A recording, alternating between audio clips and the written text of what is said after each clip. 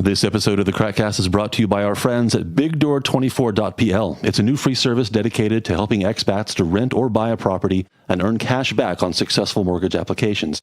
Bigdoor24.pl also has lots of tips and advice on renting and buying in Poland, so make sure you check them out and use the special promo code KrakCast to get a great cash back offer. And now, on with the show.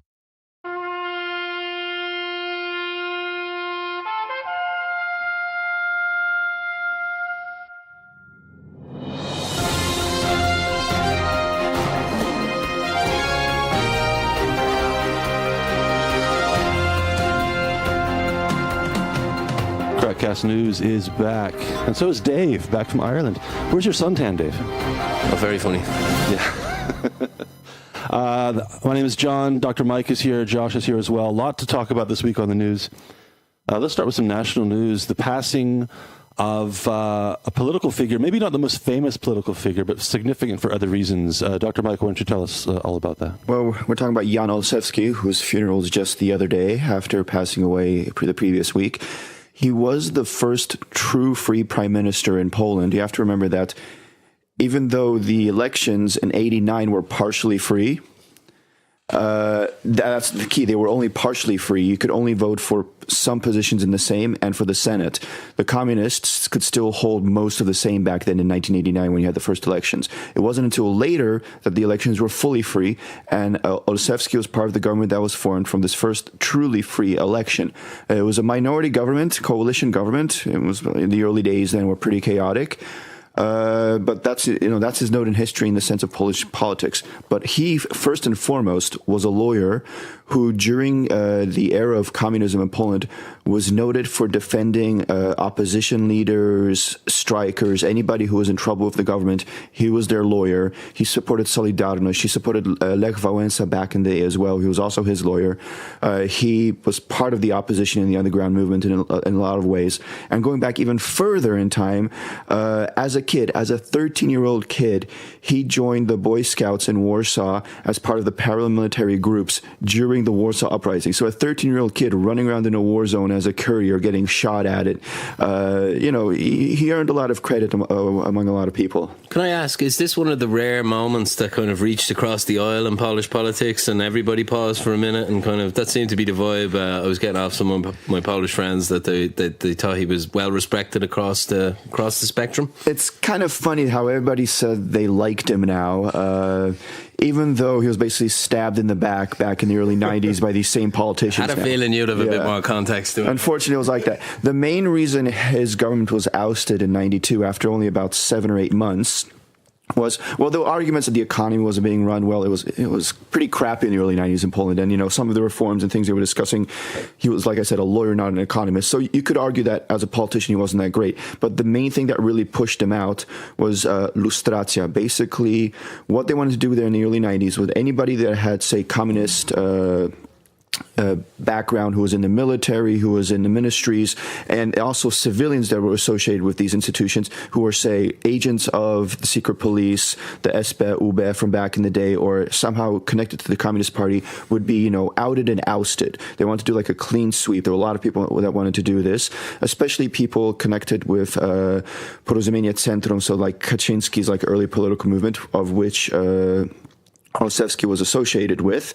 And they really wanted, East German model, root them all out. Exactly, like they did in a lot of places. But Antoni Macierewicz came out with a list of people that kind of like publicly got leaked. He just that had a lot of popular, well-known politicians. It was like a quarter of the postels during that Sejm were associated one way or another with the UBEC and SBEC of back in the 70s, 80s, and earlier. Not surprising, though, isn't it? I mean, when you look, the main names that came out on that list as well was Wałęsa, and that's when it all started. And we still hear about that now from time to time as well. But you have to understand as well, the narrative then quickly solidified that the roundtable talks was an example of real peacemaking and real progress, and it became held up by kind of the left around the world as a hugely important stage, and it became a bit of a sacred cow. Would you say it did become a sacred cow? But people have always talked about like the fact that basically yes, we had a peaceful transition, but the post-commies basically decided how everything would work out, and they positioned themselves. So like it was a peaceful transition, but they made sure they had their foot in the door and had everything set up for them as well as possible. And then when this like lustracja came around, where they actually wanted to like root out anybody with communist backgrounds, all of a sudden they used all their influences and everything they could to stop it from happening. Wałęsa, because his name was on that list as well, ordered a vote of non-confidence. That it was already in the parliament at that time, but he said, like, rush it, vote on this guy right now. And overnight, he was out the door. But when he was being ousted during the debate, he gave some final words, a statement, which has kind of been remembered now in Polish politics. Paraphrasing here in English, translating it into English, he basically said something along the lines of, if I'm going to leave now, I will at least have one achievement. When I walk on the streets now, I'm surrounded by security guards and I can't talk to the people and I can only drive by car. But I'll have this one achievement now when I leave, and I can walk down the street and I can look people in the eye. And a lot of people, who didn't even like him, respect him for the fact that, he had his straight talker, and he had his principles. He was, staunchly anti-communist, and he wasn't. That is a mic drop moment, isn't it? Yeah, exactly. Sorry, we were trying to give a bit of context because this is still very controversial in Polish politics. It's something we've touched on a few times, the lustration process, how people feel it wasn't properly carried through. But then, of course, the flip side of that is Poland is by far the most successful of the ex-communist satellite states. So it's a difficult one to unpick, what was the right approach there. This is also a really interesting period in Polish politics as well, and it's difficult to kind of have an appreciation for how things evolved, because that period, 1989, 1990, 1991, so chaotic, so many names and faces coming in and out of the political scene, hard to track what was going on exactly. Can you imagine the chaos that had to take place behind closed doors while they chose the prime minister and other leaders? Let's not forget how important, say, regular inflation was to the collapse of the communist regime in the late 70s and the 80s. And then what happens as soon as you get a dose of this good new system? Inflation starts running away, and people were terrified. They were very frightened. But to the immense credit of this country, they took the hard medicine in the early 90s. And also and that's what all the economists said. You take the medicine now, and you stabilise everything. Low inflation. Don't forget the larger geopolitical situation as well. There are still Soviet troops stationed in Poland at this time. It was very, very, very volatile situation in Russia/Soviet Union. Who knew what was going to happen next? So, really tough situation. So, yeah. Well, as late as in '96, everyone thought possibly an ex-communist was going to take back the Duma in Russia. I mean, we could have been back to square one. So, rest in peace, Jan Olszewski. Moving on here, local news in Krakow. Interesting news out of the police department this week. It seems the police want to be compensated for the fact that they, unlike the rest of us, they work in smog, surrounded by smog, and for that they want to be compensated with more money or more time off. Guys, what do you think about the unique situation the police find themselves in? Well, I appreciate your sarcasm as always, John. Everyone does. But and I hear what you're saying. It's a faintly ridiculous way of claiming extra money. But, this is part of the song and dance with public sector workers that's done in every country.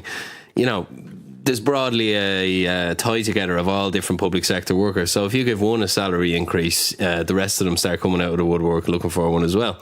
So what ends up happening is the allowances, as they're called, top up salaries for different civil service employees. They give the government a fudge, a way of giving them a small increase without actually calling it a salary raise. And you end up with some faintly ridiculous titles of supplements to incomes, allowances for this, allowances for that. This is one of the more bizarre ones, though, Mike. I think it's funny because they're asking for 13 extra paid vacation days a year. 13? Yeah. And on top of their already 25 or 26, right? Yeah, so just like in the U.S., you don't have paid vacation. If you're a great employee or something and you really negotiate during your contracts, you can get those 2 weeks off. Mm-hmm. Here, it's standard after a couple of years of working that you have 26 days of paid vacation, and they're asking for never 50% more of that. Let's not forget, on top of that, the police can retire after 15 years of service. Okay, granted, maybe they don't get a crazy salary, but they can retire theoretically by the age of 33 or 34, right? How would they retire at 34? You start when you're 18 and you add 15. It's 15 math, years. Dave. It's math. Just seems so bizarre. It can't possibly be retired, true. Exactly. Again, not a fortune, but still, it's something, right? The police famously have, let's say, flexible rules for taking sick leave, and they can be ill or unable to work for health reasons for months. You said the blue flu for months at a time. And Well, that's tied into the fact they're not allowed strike, John. Give a bit of subtlety to the endless negotiations between government and public pay sector workers. These little dances have their own But do you think they nuances. could have chosen something better than we have to work in smog? Yeah, that's what I was going to say. Usually the trick is to come up with the driest, most technical, hardest to argue with thing that you do that other people don't do, so the allowance sounds on paper like it's justified. That's a good fudge. This sounds like a bit of a messy fudge. I think it's just like smog is the trendy topic right now. Every politician is trying to make political capital off of it, and the police are like, hey, let's try this as well. Who knows? Yeah, exactly. Maybe we'll get People are lucky. getting free tram rides. Why can't we have, free paid vacation days? Well, everybody listening, next time you pass the police outside, spare a thought for the poor cops who have to work in the smog. Unlike you, and unlike the rest of us who are Well, I work in an air-conditioned office, so yeah, unlike me would be correct. This next item is a kind of a late addition to the news here. We just found out about this morning. Now, this was not on my radar. If you're listening and you already heard about this, okay, sorry, but I just came across it this morning. The guys just came across it this morning. It kind of combines two issues that have been in the news a lot recently. One is the closure of ARS, A-R-S, the beloved cinema in the center of town on, what is that, Yana? Yeah, Yana Street. And the other is the building, I'm not sure it has a name, the building in the very center of Plac Nowy, the round, well, it's not a round, it has like 12 sides, but whatever you call that. The brick building where everybody gets their zapiekanka in Plac Nowy. So it combines these two stories. Now, apparently, organizers are in advanced talks to relocate the Ars Cinema in that building, which is undergoing a major renovation. And the idea is to bring Ars to Kazimierz, again, with that building as its main kind of base, and have other places around town, like various courtyards and other locations in Kazimierz that can serve as kind of temporary, occasional sites for films as well. Guys, what do you think about bringing the movies to Plac Nowy? All right, so it's 3 a.m. You're drunk, you're getting your zapiekanka. It's like, hey, I'll go watch some artsy Belarusian movie right now. That's what I'm in the mood for. Yeah, just on the practicalities of this, I hadn't heard anything about this till you said it to me, John. I was amazed. It's a single-story, low-hung building that doesn't seem in any way practical for a cinema. No, it doesn't at all. Which is just as well, because the old Art cinema was terrible as well. So, What it should about replicate what's it called? The micro cinema dimensions. over there on the other side of town, the west side of town. You know the micro? It's on Leia, I think, the beginning of Leia. Okay, Yeah. maybe not. I've heard of it, but I've never been there. I'm planning to go and see Roma. I'm sure there. some of our listeners that are familiar with Micro, I think, Heard it's the cinematography idea is is that you can have what essentially amounts to an oversized television screen with 12 or 14 seats, and it can be Oh, they used to have one of them in Passage 13, and it was literally the something like dodgiest thing I've ever seen. It was just a 60-inch TV with terrible sound and 25 seats Oh, yeah, I went to see... and a lot of nerds. God, I saw a movie. What movie did I see in there? David Lynch, Lost Highway. That's That's right. exactly the type of movie I called it a would bad expect one. them to be screening. So, I mean, they can make it work somehow. It might not be a conventional cinema. It might not be a Cinema City type cinema, obviously, but they can get 20 seats in there, some kind of screen, and show movies. But what do you think about the idea Isn't of that it kind all of... just stanky kitchens and storage at the areas? moment, but they're renovating it. They're completely cleaning it out. They're going to do a big job like that, and that'll be expensive. But doesn't this run counter to this idea that we hear a lot in Krakow about preserving Kazimierz and preserving its unique character and keeping it free from this crass commercialism? Oh, can I jump in there? What are you preserving? I mean, it's one of the most disgusting buildings in the entire city. It's a miracle that Plac Nowy is so popular with that thing in the middle of it. It's a monstrosity, surrounded by bird shit, old stalls selling books with no covers, Used ping pong balls random and shoes stuff, yeah. being sold on a Sunday by semi-homeless people, and somehow Plac Nowy still manages to But be isn't one that of the what gives it coolest parts of the character and city. color, Dave? Isn't that part of the appeal? No, it adds absolutely nothing to it apart from stankin' sausages and horrible zapiekankas, and they are not a culinary delicacy. Before horrible. anyone reads on TripAdvisor to go and try one, don't go and try one. Have a sandwich before it's you like leave a the house. kebab. When you're drunk at 2 a.m, it sounds great, but in the daylight, you'd never want to eat one of these My things. wife used to traumatise me. She used to buy them on the way home with ossipek on top and leave them in the fridge, and you'd open the fridge in the middle of the night and horrible plastic Polish Gouda combined with sheep's mountain cheese. It's disgusting. Dr. Mike, jump in here. Getting a little hungry, actually. All my favourite foods. But 64 types by the way, of cheese, all terrible. Yeah. That building, Okrongong, is actually protected, though. It's listed as a historical site, so it's not going anywhere anytime soon. Though there's been talk about years to renovate Plac Nowy, to get rid of those ugly ass things around it, to rip up the asphalt to make it like one nice. Well, one of the reasons the talk goes on for just a second. One of the reasons this talk goes on for years is that nobody can agree on what it's supposed to look like, and there is a strong faction of people who think that Plac Nowy should be treated like some kind of rainforest, like some kind of very fragile ecosystem, and we can't change anything. And God forbid some kind of commercial enterprise should come in there, like the existing bars are giving away beer for free, right? And that's a very strong voice for keeping Plac Nowy the way that it is, and that's why it's so difficult to get anything done, and that's why I'm so surprised about this theater idea. Everything in the middle of it should be knocked down. It's an absolute joke. There's nothing to preserve there. The area succeeds despite what's in the middle of its main square, not because of it. I've never met anyone who lives in the city that's excited to go down and get a Zapiekanka. When I first got to Krakow, I genuinely thought the idea was you put your Zapiekanka your hand out, and the final condiment was bird shit, because it is one of the most disgusting places to eat food I've ever seen in my life. And the Zapiekanka take forever. It's not like you walk up and get one. Don't you have to wait for like 10 minutes? Yeah, because they put it in the toaster oven, which I think they have 3 for all 25 locations in that building. You're waiting in line with 10 people in front of you, all of them drunk and hungry as hell.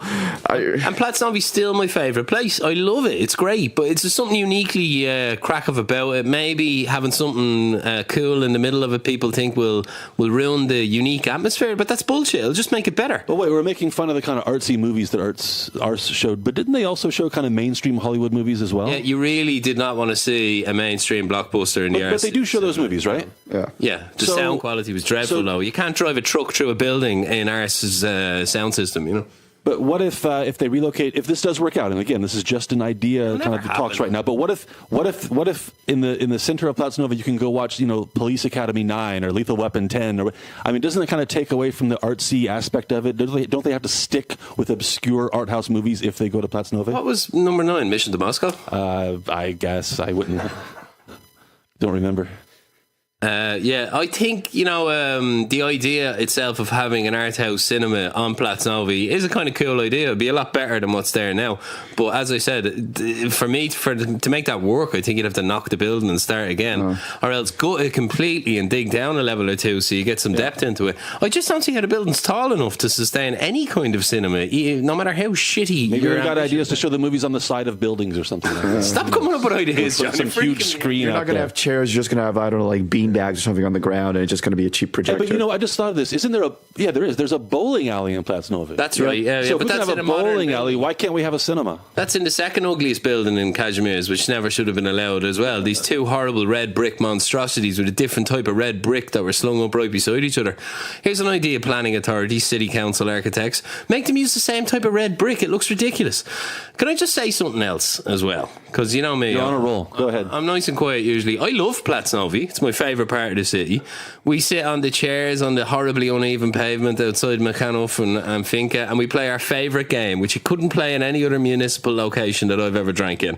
Which is? We sit out in the summer and we wait for people to fall over the lip of the drain cover, which is ridiculously badly laid on the corner where Finca across from Alchemia is. And every day, if you sit there for an hour or two, at least 5 people will fall over. That is the weirdest game I've ever heard of. And then we cheer. When they're falling over, we go, yeah! And people think we're British tourists, so they just go, asshole British tourists.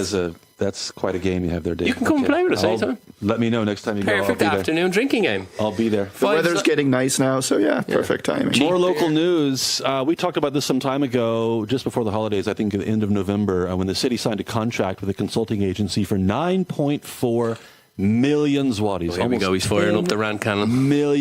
Call it $3 million. Unbelievable. And the consultancy for this almost 10 million zlotys is supposed to prepare How much was it? 9.4 million zlotys.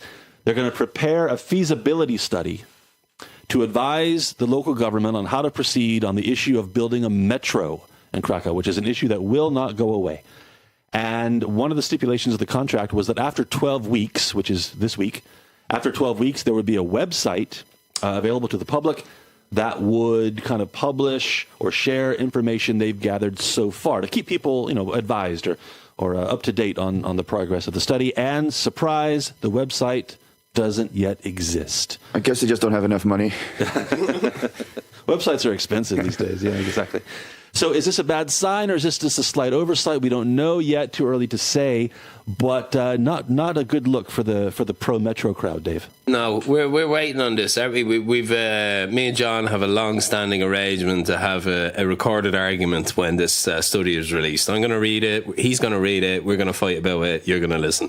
But we can't do that until they get the bloody website built. So for once, me and John are on completely the same page here. Scandal is overrun. What's the hell's going on? Give us our feasibility study so we can have a row. For Christ's sakes, there's Facebook. They could just start up a page on Facebook. Exactly, they could. We have a website. Come on, people. Do you think, guys, that this is one of those situations where the city government said, here's 9.4 million zlotys, and we want you to do a study, wink, wink, and advise us, wink, wink, on what you think about the Metro? Is this one of those situations? Cynicism has been noted, John. Okay, look, feasibility studies need to be completed and correct before you release them. You can't release it 80% done. You can't release it 90% done. You sign off on it. When you're finally happy with it, then you release it. Delays are inevitable, is what I'm saying. I hope it doesn't go on too long, but I can guarantee you what was paid for will be delivered. This is a management consultancy company they're using. There's going to be a paper record. There's going to be a trail. It was heavily publicised. I doubt there's going to be any huge accounting scandal here. Apart from the fact that it is an expensive report. So right now what it's going to say, it's going to say, yeah, there could be some issues with this or that, but in the end, it's a good idea that's going to benefit the citizens. I think you're wrong, actually. Because that's what the city wants. That's the answer the city wants, and that's what they're going to get for their 9.4 million zlotys. If I had to guess, I'd say the leftist politicians who proposed this actually knew the feasibility study would come out against it. They know the referendum in Krakow went against it, and it was just an election issue, a way of saying, it's a way of virtue signaling that we're for the future and they're for the past, kind of. We're doing something. See? Even sealed. I just want to see what the future capacity built into the city it looks like. I want to see what lines it covers. I want to see the feasibility study. We've paid for it now. It's a very interesting document, hopefully, and I can't wait to see it. And I like tunnels. I like holes in the ground. Isn't it also a pro good way? Hole. Is it also a good way for the city to buy time to kind of delay the whole issue and kind of take the public's temperature on what they really want, kind of delay it and push it down the road and say, we'll talk about it later? While at the same time looking like they're doing something. No, I think there's definitely something to that, because even the people that are for the Metro realize how freaking expensive it would be. Mind-boggling. They want somebody else to sign off and take responsibility for that kind of, tunnels generally go about $1 billion a mile. It is not cheap. You're right about that. Wow. So just to take a quick vote again. When we talked about this last time, I'm totally against the Metro. Dave, you're for it? No. What? We've already had this discussion. Well, just remind listeners. Which side are you on? I'm pro tunnel in general. I'm pro hole. Okay. But you raised some very good points about can we afford it? Is it necessary now? Will it ever be necessary in a city of this size? Are there comparative studies? Generally speaking, would you like to see a Metro in town? I'd like to see the feasibility and then make my mind up. That's the whole bloody point of a feasibility study, John. You get loads of engineers and experts. Without the feasibility study, you have no opinion? You're not sure what you'd like to see? Yeah, because I'm not quite so arrogant to think that I could, take hundreds of experts' opinions, correlate it all down into a single report in my own brain before the report even exists. All right. I'd like to take a look at what the experts have to say. Dr. Mike, quick yes or no. You want a Metro in Krakow? Nah. Yes, no, or nah. Josh? Metro? Josh says no as well. Okay. You must be so reductive, John. I shall say yes. All right, let's move on. This last subject, it's actually really complicated. It's 4 subjects in one. Let's try to see if we can find an angle for this. 4 topics in the news recently that have a common thread or a common theme. All involving Israel, Auschwitz, the Holocaust. It's really hard to kind of hack our way through this one. Let's start with comments by the Israeli Prime Minister about how Poles, or maybe the Poles, or maybe some Poles, I don't know, helped the Nazis in the Holocaust. This is something we hear from time to time. It's a diplomatic issue, obviously. It always blows up. And hopefully it'll blow over, but it'll come back again. Dr. Mike, walk us through the context of the latest Holocaust comments here. Well, basically, this is one of those situations where, Google Translate might have screwed up, and articles and wording and grammar are very important. Punctuation marks matter. But what Netanyahu apparently said during a press conference some time ago was, and this all depends on how it's translated, that Poles collaborated with Germans. Nobody's been ever not arrested, or how was it, arrested or fined for that, saying that statement. And the problem was that somebody translated it as the Poles. Like as a people, as a nation, because of course there were Poles in Poland that collaborated, so we can say Poles collaborated. But somebody apparently translated it as the Poles, and then another newspaper restated that statement, not as a direct quote, but said the Polish nation collaborated, and that just like spiraled in out of control. And the Polish foreign ministry wanted, an explanation from Netanyahu about this. He sent out a statement basically clarifying, I wasn't talking about Polish nation, I was talking about Poles, and this is all whittled down then to somebody arguing whether or not the word "the" should have been in that statement when it was translated. So I don't know Hebrew, so I don't know how the original text sounded. But I assume the usual retractions and interpretations and walking it backwards. Dave. Also, ABC lady apologized yesterday. NBC, sorry, Andrea Mitchell. 72-year-old Andrea Mitchell put her foot in her mouth. Is there an element here of that weird psychology of when your mum tells you not to say something around somebody and make sure you don't mention that when you're in the room with that person, that all of a sudden they start saying it even more? You can't think about anything else. You can't think about anything else. Again, the Netanyahu one's a little bit different. That's a genuinely spiky diplomatic situation. I can't imagine he'd have any other intention than to clarify that he didn't blame the whole of the Polish nation. Otherwise, he wouldn't have come over to Poland in the first place to the summit. Obviously, there was an element of this being a slight bit of a balm to Israel-Poland relations, and that didn't exactly work out the way it was supposed to. I think we talked about this before, where it's a combination of maybe obsessing about it to trying not to do it so hard that you do it. Yeah, and there's also an element of carelessness. I think it was more carelessness than maliciousness. I don't think, like in the case of Andrea Mitchell, who has Jewish roots herself, I understand. Yeah, I don't think she said, "Okay, I'm going to slander the Polish nation." It's just a careless comment. The Poles, understandably, are hyper mega sensitive about this. Any number of journalists are careless about it. So those two things collide, and it regularly produces this situation where reporters are attacked for the wrong choice of words. Is that fair to say, Dr. Mike? I definitely think it's something like that. I mean, PMSNBC is not a source that you go to for great news reporting or anything like that, but you would think that they will to make things like this not happen. I mean, it was a live broadcast, but all the statements are prepared. They have teleprompters. And she did correct herself later. She corrected herself right away. So I think that in this situation it was probably just an honest mistake. But like you're saying, Poles are touchy about it, understandably so. And well, it shouldn't happen. And it's like you guys are saying, it's almost like, don't think about sex, don't think about sex, don't think about sex, and then you can only think about sex when somebody tells you not to think about it. So the Israeli, it's Netanyahu, he puts his foot in his mouth. NBC reporter puts her foot in her mouth. Now on the same subject, U.S. Vice President Mike Pence was here a couple of days ago. He went to Auschwitz with the Polish first couple, Duda and his wife. And they did the usual things. I'm going to sound insensitive here. I'm going to say something that could be interpreted the wrong way. You ready for this? When I see foreign dignitaries, whether it's the American vice president or EU people or whoever, it doesn't matter. There's almost a script they have to follow at Auschwitz. Let's stand here. Let's place a wreath here, a flower here. Let's look very stiff and official. Let's sign the condolence book. There's certain poses they have to strike. Things. It's always some cliche like, this is what happens when we don't stand up against the face of evil, et cetera, et cetera. What would you like them to do? No, wait a second. It's all good, well-intentioned, and I understand why they do it, but why can't they just go there and have a private experience at Auschwitz and kind of be alone with their own thoughts? And why does it have to be for the benefit of a huge group of cameras and whatnot? It seems so stiff and fake and artificial. I totally get what you're saying, and I think a lot of people would kind of quietly agree. But isn't there the element that the whole point of having Auschwitz as a tourist destination is to constantly publicize it's a memorial to what happened. Well, it's also the photo op element as well. They did it for the media back home. As I said, your cynicism is not wildly misplaced in this case. There is an element of, is it actually ugly to use it as a political backdrop, but I get what you're saying. But I was more interested in what Pompeo said actually about the restitution of property law that Poland never passed. Yeah, this thing kind of sprawled in all directions. This one actually I thought was the interesting. Who said that again? Mike Pompeo, the Secretary of State.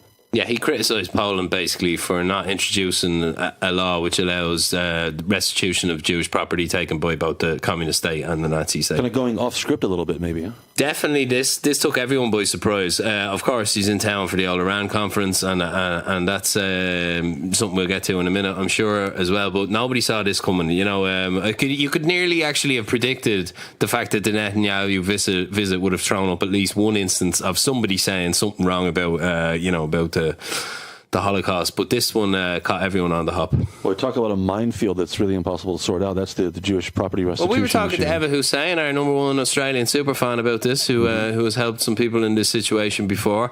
Mike, any take on this? This predates you on the KrakCast. You know how Poland never passed a law about. It is a bit of a mess. Every other satellite state did it. Well, it's been a bit of a mess, but you also have to remember that Jewish people and the family and descendants of those who died during World War II and later, there was always legal routes for them to, get their property here or be somehow get money for it out or something out of that.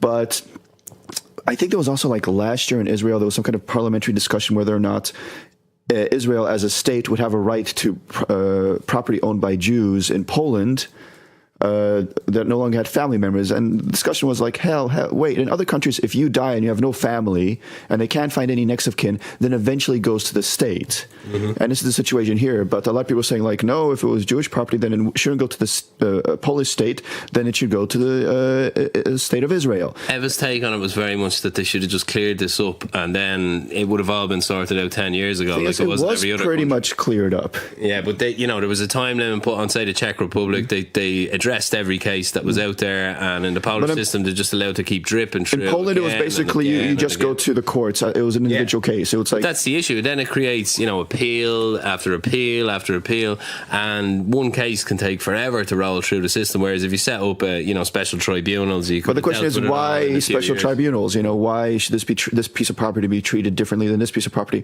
You had property, it had or has owners, and you go through the legal process to find out who should be the owner now. It's all according to the law. Add another layer of complexity, and to make it even more sensitive, of course, there are any number of people who are not Jewish who also have unresolved property issues as well. And so a lot of those people, Polish Catholics, get upset about the fact that it's so often put in the context or the frame of a Jewish issue, the Jewish people getting their property back. Okay, fine, that's all well and good.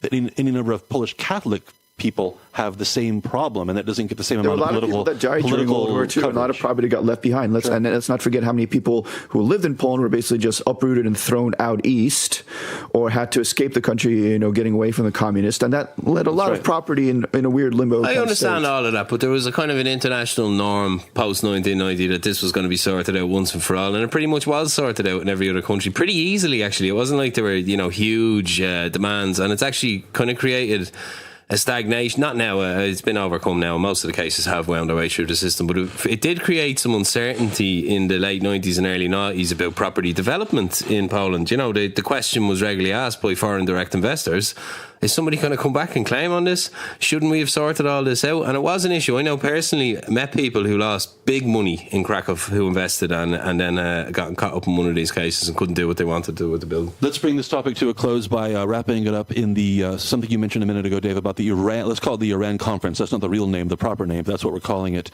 That's why Pence was here. That's why the American Secretary of State was here. What's this Iran conference all about? Why is it in Poland? It's mainly about Iran, John. Oh. No, it's about the JPCOA deal that Trump pulled out of. This is an attempt to kind of rally support for the post-deal situation, yeah? Of course, pulling out of that deal after Obama had forcibly pulled his European allies into it, and then asking your allies to show up in Poland to a summit to discuss what comes next was always going to draw a somewhat muted response from the leaders of some of the EU's largest countries. And that's what's happened. It's very much been seen as a way to snub the Trump administration based over the whole Iran deal. And that's why the heads of state haven't showed up for this. And it's been seen in some quarters as a bit of a washout, bit of a joke. All right. Well, on that note, we're going to bring the news to a close. Covered a lot of ground today. Policemen, former prime ministers, cinemas in Kazimierz, Israel, a lot of stuff today. Well, anyway, hey guys, don't forget to check out our sponsor, bigdoor24.pl. If you're looking to buy, sell, rent real estate, need some help maybe with negotiating the mortgage process in Poland, they are definitely the people you want to talk to. bigdoor24.pl/KrakCast for a special cashback offer. Thanks for listening, and we'll see you next week on The News.